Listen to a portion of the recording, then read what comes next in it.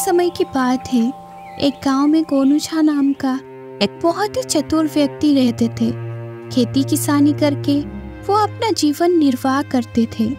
जाति से वो ब्राह्मण थे और साथ ही बहुत ही तेज बुद्धि के स्वामी थे। पूरा गांव उनकी चतुराई और चालाकी की प्रशंसा करते थे। गोनू झा का एक परम मित्र था, फेरन मिश्रा। मिश्रा जी पेशे से एक पंडित थे और पंडिताइन करके अपनी दाल रोटी चला रहे थे। एक बार गोनू झा और उनके परम मित्र फेरन मिश्रा बैठकर बातें कर रहे थे। गोनू, इन दिनों तुम्हारी बहुत चर्चा है। तुम्हारे कौतुक सुन सुनकर आश्चर्य होता है। तुम इतनी बुद्धि कहाँ से लाते हो और कैसे तुम हर परिस्थिति पर काबू कर लेते हो? मिश्रा जी, हम ब्राह्मण कुल में जन्मे हैं। बुद्धि तो हमारा पुश्तैनी गुण है। हमें जन्मजात चतुराई मिलती है। परिस्थितियों को पढ़कर उसके अनुसार ही बुद्धि का प्रयोग करना, यही तो हमारी विशेषता है। इसे ही संसार में बमन पेच कहते हैं। कौन सा पेच? बमन पेच दुनिया में एक यही पेच है जो कस जाए तो सरलता से खुलता नहीं है। कमाल है। हम भी इसी कुल में जन्मे हैं और कई वर्षों से पंडिताई कर रहे हैं, फिर भी हमें इस पेच की महिमा नहीं पता।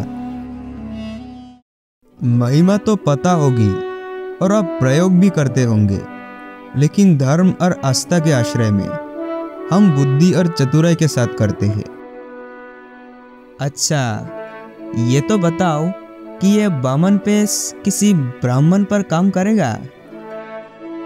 पेच तो मिश्रा जी हर जगह काम करता है, बस कसने वाला चाहिए। तो भाई तुम मुझे भी दिखाओ कि ये किस तरह का पेच है। मुझ पर अपनी ये विद्या चला के तो देखो गोनू। रहने दो मिश्रा जी, आपस में चतुराई नहीं दिखाई जाती। इससे राम राम में विघन आ सकता है। अरे कुछ नहीं होगा, हम दोनों मित्र हैं। हमारे बीच मनमुटाव कभी हो ही नहीं सकता। ये तो बस सीखने के लिए कह रहा हूँ। छोड़ो इस बात को, कोई और बात करो। नहीं भाई, ये बमन पेच तो तुम्हें दिखाना ही होगा। मैं भी तो बामन हूँ। हो सकता है ये पेच मैं भी जानता हूँ, बस प्रयोग ना कर पाता हूँ।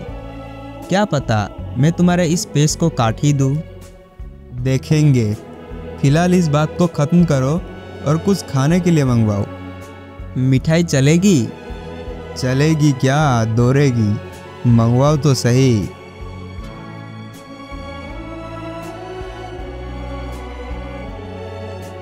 मिश्रा जी अंदर से थाली में मिठाई भर कर ले आए और फिर दोनों ने जमकर मिठाई खाई।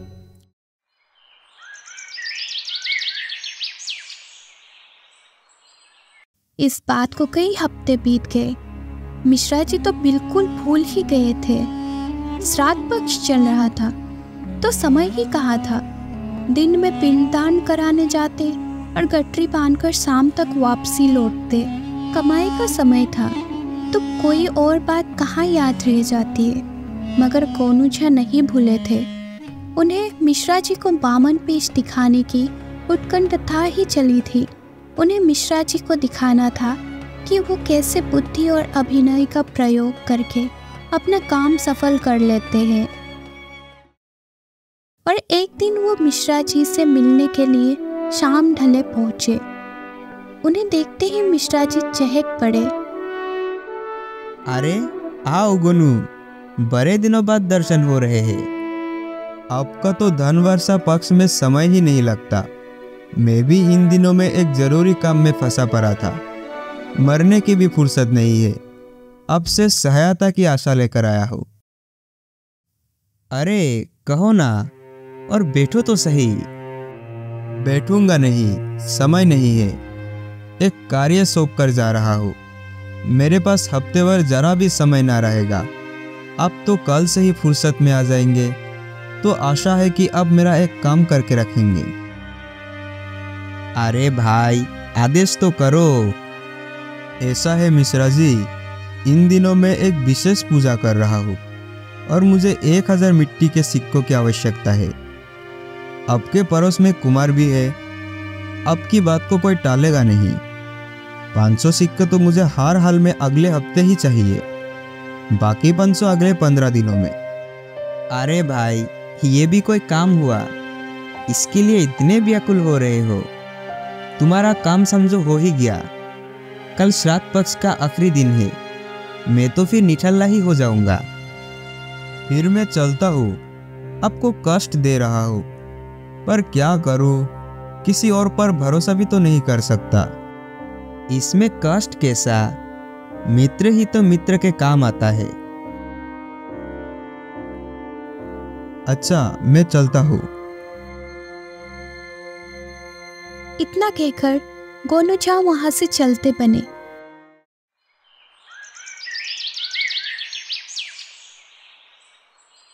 फिर एक हफ्ते बाद उनके साथ पलटन झा भी थे। अरे मिश्रा जी घर पर है क्या?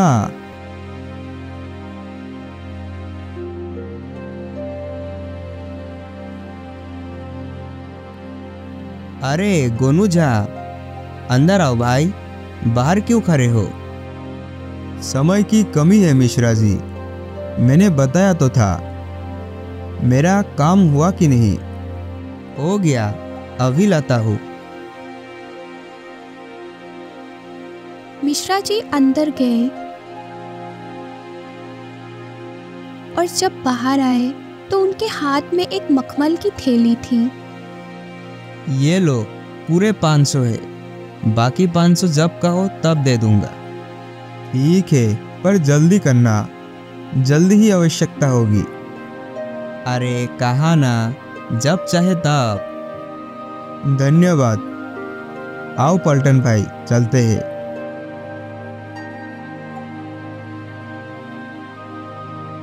और फिर वो दोनों वहां से चल पड़े। रास्ते में पलटन झा ने इस बारे में पूछा। अरे कुछ नहीं, मिश्रा जी ने 1000 रुपया उधार लिए थे, जरूरी काम था, मेरे पास थे तो मैंने उधार दे दिए। आज तुम्हारे सामने 500 रुपये दिए, बाकी फिर दे देंगे।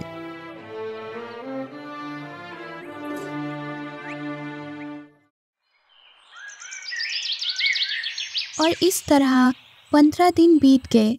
इस बीच बरसात हो गई।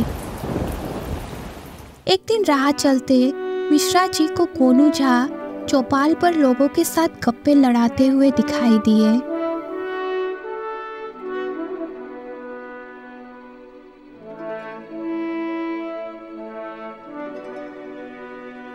गोनू भाई, कहाँ रहते हो भाले मनस?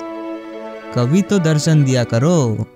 मिश्रा जी, बताया तो था कि व्यस्त हूँ। आजकल में मैं आने ही वाला था, वो 500 लेने। सोचा था व्यवस्था हो गई होगी। व्यवस्था तो हो गई थी, पर बरसात ने सब गुड़ गबर कर दिया, सब भीग गए। अब 2-4 दिन और लगेंगे। मिश्रा जी, मुझे तो बहुत आवश्यकता है। अरे तो 4 दिन ठहरो, मरे जा रहे हो। ठीक है, 4 दिन और सही। मिश्रा जी चले गए। गोनूझा वहां पर चुपचाप बैठ गए। चौपाल में बैठे हुए एक बुजुर्ग ने पूछा। क्या बात है गोनूझा, कुछ समस्या है क्या? काका, पैसे का लेन देन कभी मित्रता में ना करे। मिश्रा जी ने 1000 रुपये लिए थे, महीना होने को आया। 500 रुपये तो पलटन जाके सामने दे दिए थे, बाकी देने का नाम ही नहीं ले रहे, टाल मटोल करते रहते हैं। अभी भी तुम सबके सामने कह कर गए हैं 4 दिन में दे दूंगा। देखता हूँ 4 दिन और। मित्र है, ज़्यादा तो कह भी नहीं सकते। यही तो उधर प्रेम की कैची है। मित्र को दो तो मित्रता काटे, भाई को दो तो रिश्ता काटे। अब क्या करे, लोगों की सहायता करना भी तो धर्म है ना। इतना कहकर गोनूझा चौपाल से उठकर चले गए। पीछे लोगों में कई तरह की बातें हुई। कोई मिश्रा जी के बारे में कहता, उन्हें ऐसा नहीं करना चाहिए था, ये तो मित्रता का नाजायज लाभ है। अरे गोनूझा कौन सा कम है, कैसे कमा कर लाकर दिए होंगे। यही तो ठगी का पैसा है। ऐसे ही लूटेगा। चोरी का माल मोरी में ही जाता है।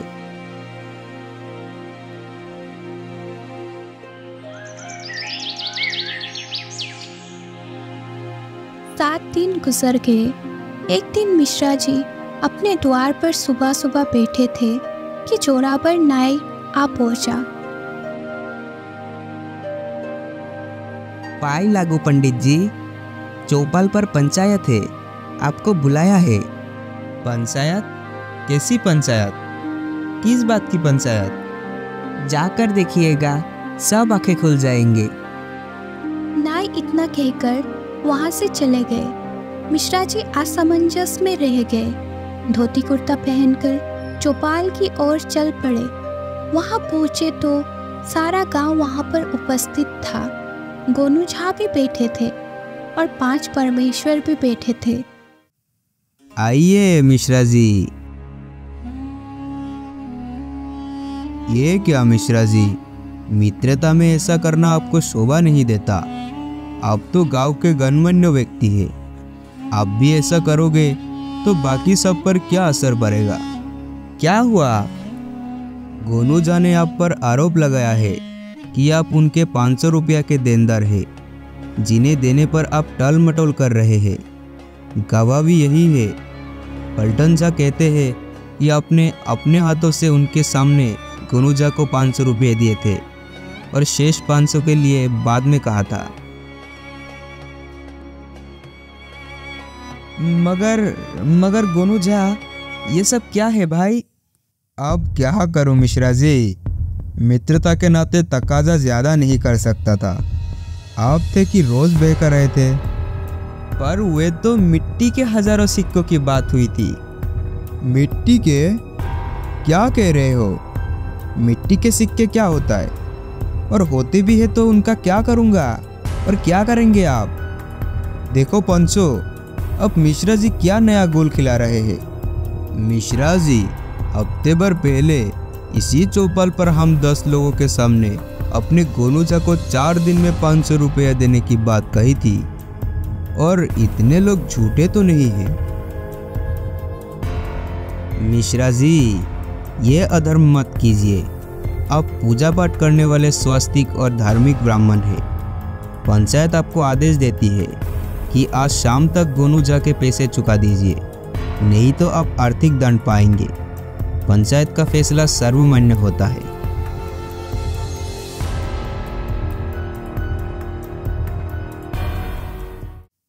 उन्होंने 15 मिनट की मोहलत मांगी और घर से लाकर 500 रुपया गोनू झा को गिनकर दे दिया। गांव भर में इस पक्की मित्रता को टूट जाने पर चर्चा होने लगी। कुछ लोग दुखी थे तो कुछ लोग खुश भी थे। मिश्रा जी के पास दोनों तरह के लोग पहुंचते और गोनू झा का जिक्र छेड़ देते। मिश्रा जी गोनू झा को एहसान फरोमस, लुटेरा आदि कितने ही विशेषणों से नवाजते कि एक दिन फिर से पंचायत हुई। मिश्रा जी को फिर से बुलाया गया। तब गोनू झा ने सारी बात पंचों को बताई।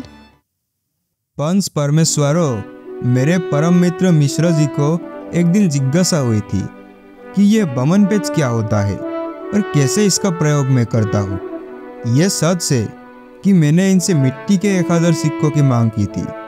पलटन झा के सामने उन्होंने वही 500 मिट्टी के सिक्के मुझे लौटाए थे।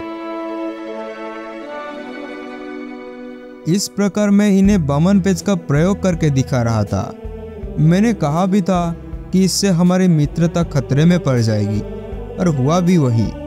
अब मैं पंचायत के सामने ही अपने मित्र से क्षमा मांगता हूँ और इनके 500 रुपये वापिस करता हूँ। और यदि मिश्रा जी मुझे कोई और दंड देना चाहते हैं तो मैं उसे भी स्वीकार करता हूँ। मिश्रा जी हक्के बक्के रह गए तो गोनू झा ने उन्हें बामन पेच का नमूना दिखाया था। मिश्रा जी, पंचायत के सामने आप सब कुछ साफ हो चुका है। आपकी क्या राय है? इसमें राय कैसी?